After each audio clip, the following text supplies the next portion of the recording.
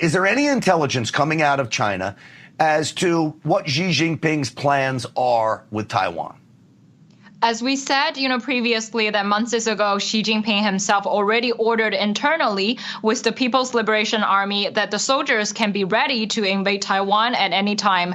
And that, according to the videos that you just showed, right, one of the first sentence of the oath, that was read by all of these soldiers of the PLA said that, obey all of the leaderships and instructions from the Chinese Communist Party. This is exactly where we fear. Today, 3 days after the inauguration of the Taiwanese new president Lai Ching-te, the Chinese Communist Party launched, the largest scale ever of military practices in and around Taiwan. And even, recently, the legislation house of Taiwan actually passed the bills that was more pro-Chinese Communist Party. This is exactly where our concerns lie. When CCP was able to infiltrate through legislation, to the next government of Taiwan, when, the military of the Chinese Communist Party are now surrounding the Taiwan island, this is exactly, where we saw can be a turning point for the Chinese Communist Party to launch attack against Taiwan at any time.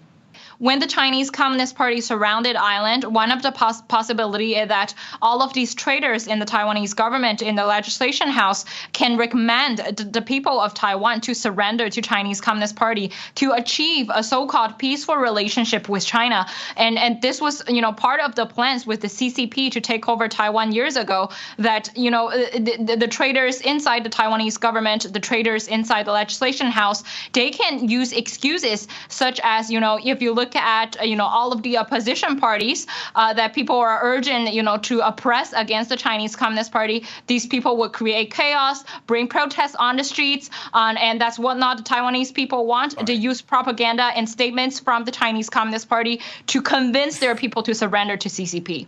If you look at the current legislation house, right, Han Kuo-yu was also, obviously one of the prominent examples who actually visited China multiple times years ago. And if you look at Miles' videos, Han Kuo-yu obviously had very deep relationship with Communist China.